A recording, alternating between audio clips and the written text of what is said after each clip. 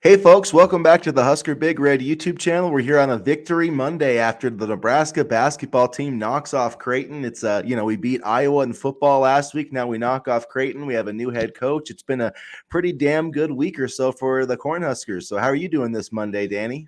I'm doing great. I went to bed with hoop dreams last night, and the win is even better the morning after. And not for nothing, but football head coach Matt Rule, he comes to town, things start looking up. So maybe there's a correlation there. Who knows?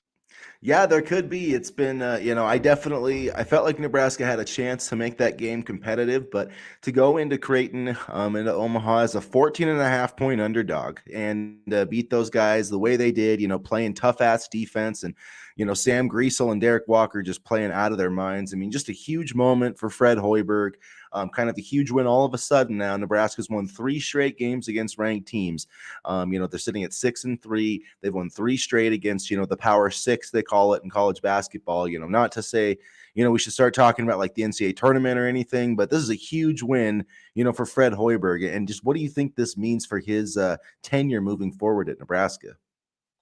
I think this means he gets to keep his job for next season. I know there's been talk amongst fans about firing him if he doesn't do well or this that and the other thing. But I think we've been looking for a Fred Hoiberg signature win, and yes, they were able to beat two Big Ten ranked teams at the tail end of last season, but nothing like the Creighton program. So I think this is Fred's really first signature win, and boy, was it a statement win at that. Yeah, it really was. I mean, that second half, this team, I don't think they trailed in the entire second half, if I'm remembering correctly. And you look at this defensive rating that they had against. They held Creighton to 0.73 points per possession. I mean, it was just outstanding defense by the Huskers. They gave up a lot of 3-point shots, and some of them weren't. They were somewhat open, but 10 of 40 from 3-point range. Creighton just could not get the ball inside, and then on the other end of the floor, I mean, Nebraska just muscled it in. They just dominated with points in the paint. I mean, Derek Walker, 11 of 16. I mean, the guy's just a machine down low. I mean, anywhere near the basket, he's like automatic. And then, Sam Griesel, even though the last couple of games he hasn't scored as much, you've seen that kind of low post game develop. And he did a great job of, finding Derek Walker sometimes, hitting a few of those little hook shots. And, there just was nothing that Creighton could do to stop him. And he played like a man possessed. I mean, you could tell that Griesel, he's always wanted to play at Nebraska, and he had some extra motivation to knock off the Blue Jays last night. He did, and I think there was a stretch where like Derek Walker scored Nebraska's first 14 points or something. So the plan was to get it inside to Derek Walker, and boy did they do so, and that really showcased his importance to this team. He's an extremely important part of this team, and just to follow up your comments on the defense, I thought the defense was absolutely outstanding because the type of defense that they had to play was a tough brand of defense. They had to get back quickly to the shooters on rotations. They had to, make sure to not give the Creighton shooters any space. And that's exactly what they did. I thought the play of Emmanuel Bandomal was very noticeable. He used his length and his arms to get into the passing lanes and create turnovers. And even on the plays where Creighton scored, Nebraska didn't make it easy. It was a really, really gritty defensive performance. And I've talked about this before, but Adam Howard, one of the assistant coaches, is known for his defensive prowess. And, I wrote about at the time that he came here in April, I said that, is his calling card. And, I'm really starting to see kind of his imprint on this team defensively. It may not always work 100% of the time, but they're going to fight like hell and not make it easy on opponents.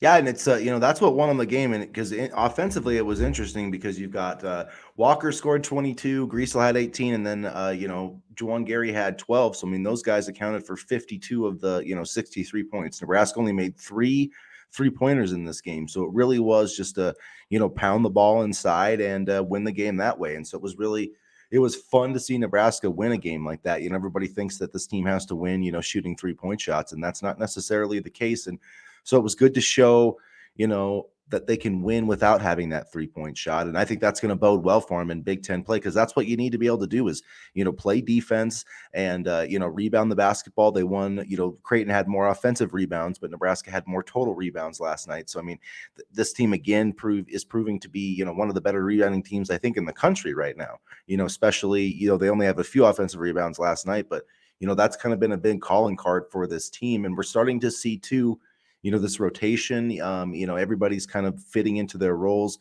Fred's playing basically 8 guys at this point. He's playing the starters, and then Kaisai, Breidenbach, and then, Blaise Keita off the bench. And, he's rolling with those guys, and it's working. And we'll see how it's going to work in Big Ten play, because there's some, big time matchups this week. No rest for the happy Huskers this week, because they've got Purdue and Indiana coming up. Indiana first, and then home game against Purdue, which is going to be tough. But this team's going to come in with a lot of confidence. And if you check the Ken Palm rankings this morning, Nebraska's number 73 today. So that's pretty outstanding work from Fred Hoiberg and the Huskers so far this season.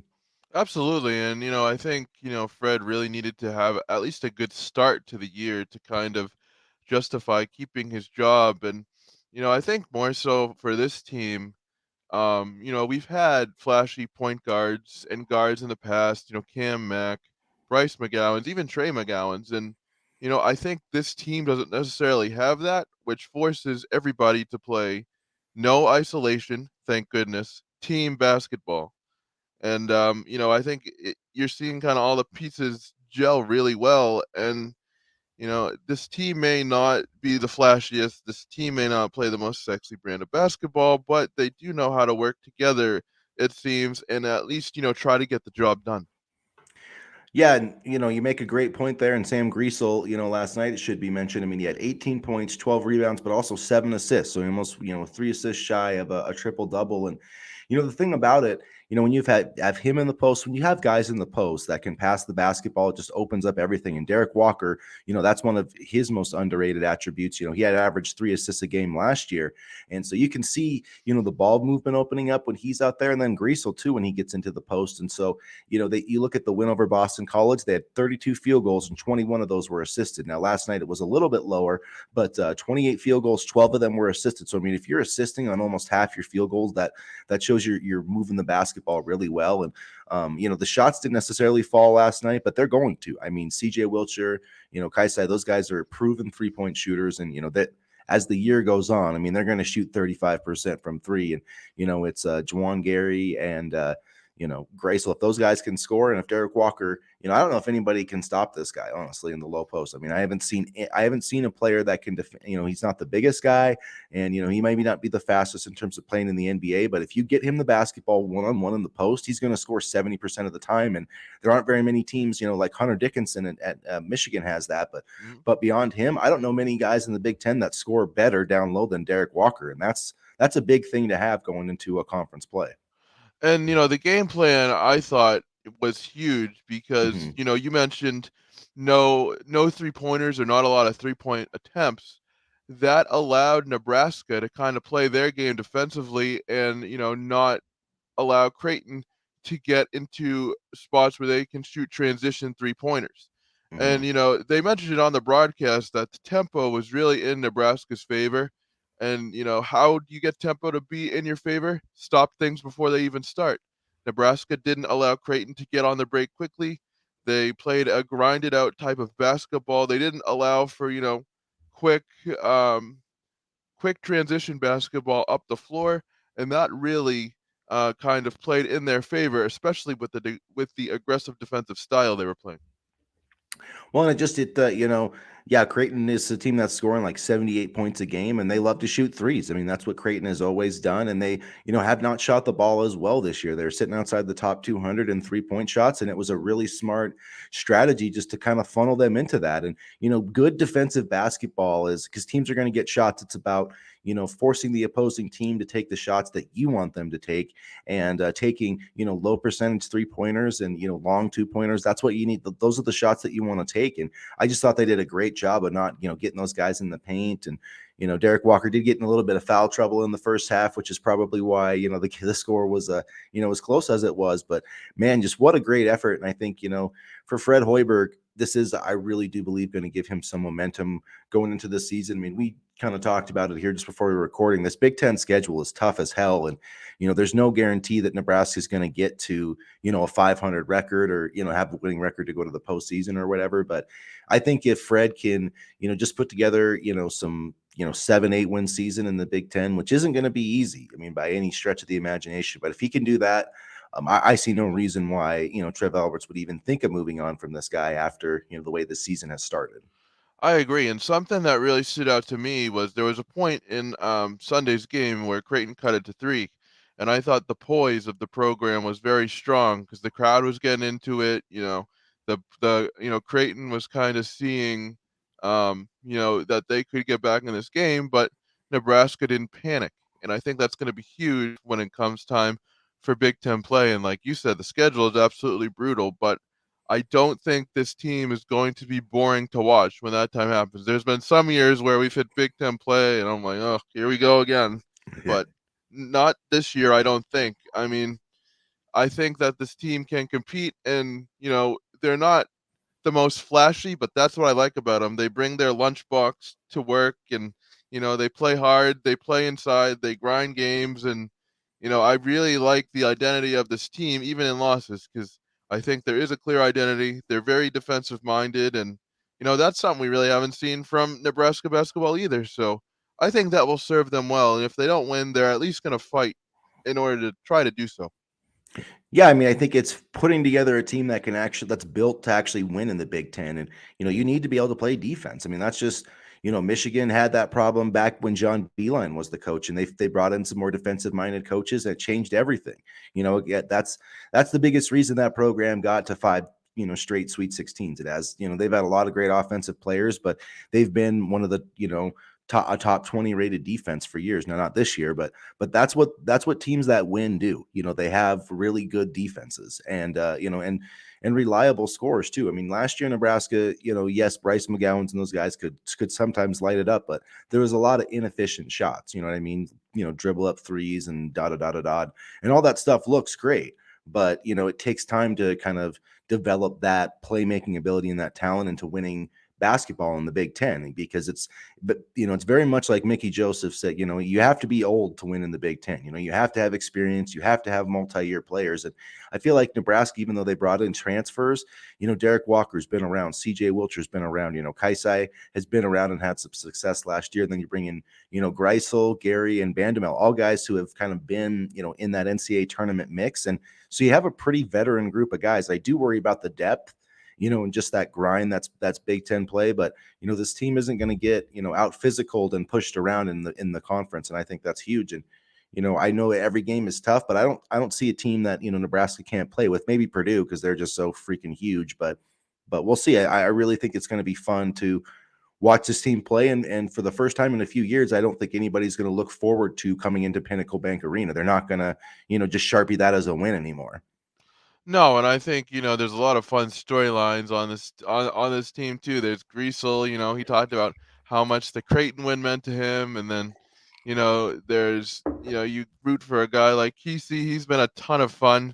The Nebraska version of Steph Curry. So, I mean, there's really a lot of likable players on this team, and I think that just goes in line with the fact that they're grinders. They're physical, they're tough, and yes, it can lead to foul trouble, but I would rather see a player foul out because of trying too hard than a player not fouling out because they didn't give a shit.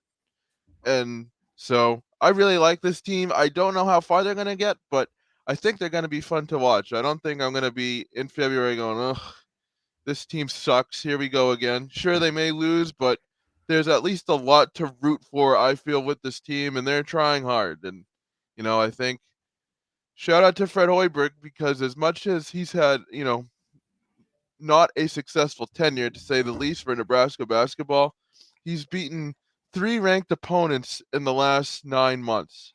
So, I mean, maybe there's something there. I don't know. This is like what, his 16th roster in the last 4 years. So we'll see how this one goes, but I like this one probably more than I've liked any of the rosters that have been on the floor during his tenure. Yeah, I think he's definitely found a good formula, and I think he's got some pretty good recruits coming in. I really like the kid Eli Rice, who's playing at the IMG Academy this year. So I feel Chase like Clemens too. I like yeah, him. I feel like he's getting a good groove and understanding. What you don't have to have a bunch of five stars to win in the Big Ten, but what you need are top 100, top 150 guys that are going to be here for 2, 3, 4 years, and you develop those guys, get them ready to play in the Big Ten conference, and then you keep them, for 2, 3 years. That's how you win in this league. You look at Purdue, Indiana, Michigan, Wisconsin, the teams that win consistently. That's how you do it. It's not getting a bunch of one and done types. Those guys just don't translate that well in college basketball because as much as they're ready for scoring and stuff, like Bryce McGowan was not ready to play Big Ten defense last year. No. And frankly, neither were like the five stars that Michigan had. And so that's just what you have to deal with. And that just doesn't cut it in the Big Ten. And Nebraska this year doesn't have any of those types of guys. So even if the offense is struggling, this defense is going to keep them in games. And it's going to be, this week's going to be a huge test because we've got, at Indiana Wednesday night and then, home against Purdue on Saturday. And we'll see if you can find a way to split those games, then you're feeling pretty good going into the Big Ten. I mean, I'm not saying that's an expectation because they're both top 10 teams. And basically, everybody's saying that's either, Purdue's probably playing as well as anybody in the country right now, and they're the favorite. But Indiana's right there, and they just pounded the crap out of North Carolina. So, these are the big boys. So we're gonna find out, how real Nebraska is this week. North Carolina's had a rough week. What do they have? 4 straight losses. They were number 1 last week, and now they're not even ranked. Yeah, yeah, Talk something about like a that. rough week. But I want to ask you this because I was trying to figure this out when I was watching on Sunday. What is Wilhelm Bredenbach's bread and butter? Because one moment he's inside the paint, next thing you know, he's shooting threes. And what is his identity? Because I know he was a very highly rated high school prospect, and I know he was one of the cornerstones of Fred Hoiberg's recruiting class, but I just can't figure out where he fits necessarily. I mean, I think I think he's recruited as like a stretch four type, a guy who can hit some threes and play a little bit down low and play in the post, and but he doesn't hit shots consistently. That's been his biggest problem, I think, and it's I don't know. To me, if he's not shooting the ball well, I can't really justify him being on the floor that much because he is a skilled player, but his defense isn't great. And I don't know. I mean, he's gotten better. I feel like just doing the defense and the rebounding and the little stuff. But it's like, man, if he's going to be out there, he needs to hit threes. Otherwise, I would rather just have Gary be the number four. Just play him like 35 minutes a game because he can do all that stuff too, and he's tough and he's physical and so I don't know. I feel like Breidenbach just he's got to shoot better, and I think ideally he would be that stretch four type that could sit out there and kind of stretch out the defense and make him when Walker posts up he could be out there like on the 3-point line, but he's just not consistent with it yet. So, but yeah, that's what I would say is an ideal world he would be that kind of stretch four who can actually score points for you at that position. I got nervous when he got shaken up during the game after the elbow, and his glasses fell off, and I was just like, damn, because he can't catch a break. Didn't he get hurt? He was Yeah, he got hurt hurt last in year. December last year. So Yeah. I So I mean mean, that's part of it too. yeah. He's still kind of coming back, but I mean, and I like Gary off the bench, quite honestly, because he brings, you know, that type of scoring where there's really no drop off if you need to rest your starters. Like you've said, I think depth will be interesting once Big Ten play comes around, and depth will be tested. But here's to hoping that everybody can stay as healthy as possible. yeah, and they're gonna need, I mean, yesterday they played Keita and Breidenbach off the bench, and then Tominaga, and that was it. So I mean, so they've got to get Denham Dawson's got to develop a little bit more because they're going to need him. They're going to need somebody else who can handle the ball and defend wings and he's a guy too. I do like Denham Dawson's Yeah, I defense, do too. but in the Big Ten you're going to see more of those guys that those wing types at the two guard that I'm not sure that CJ Wilcher is going to be able to kind of defend those guys. So we'll see how that goes. But yeah, I mean, right now they've got a good rotation and they've got everybody's kind of fit into their roles now that Derek Walker, is on this team and they're 3-1 since he came back. So I mean, you look at like that St. John's game and some of those other games they lost early in the year, and maybe they would have been able to win that game had they had Derek Walker. But Walker gives you consistent scoring inside, and he also allows you to set up your offense, hand the ball inside and let him go to work. And so, he's really I knew he was a key player for Nebraska over the course of his career here, but I think yesterday and even since he's came back has really showed what he's meant for this team. He definitely has, and yeah, it was a huge win for Nebraska, just a massive win, the biggest win I can remember, for Nebraska basketball since Fred Hoiberg's been the coach. So, kudos to him, and definitely make sure that you guys are checking out our channel. We're going to have a lot more basketball content here. This We was hit kind of 200 subscribers over yeah. the weekend, so we appreciate that. So this is kind of a basketball, specific one. We wanted to touch on this topic. So, make sure that you are checking out our channel for more basketball content here in the coming weeks as Big Ten play is opening up. And, like the video, get into the comments section, and make sure you subscribe to the Husker Big Red YouTube channel. So we're going to say goodbye here, and then we're going to go put together a little football video for you to catch you up on everything with Matt Rule. So make sure you're checking that out too. So as always, folks, go Big Red and enjoy this Victory Monday. Absolutely. Go Big Red.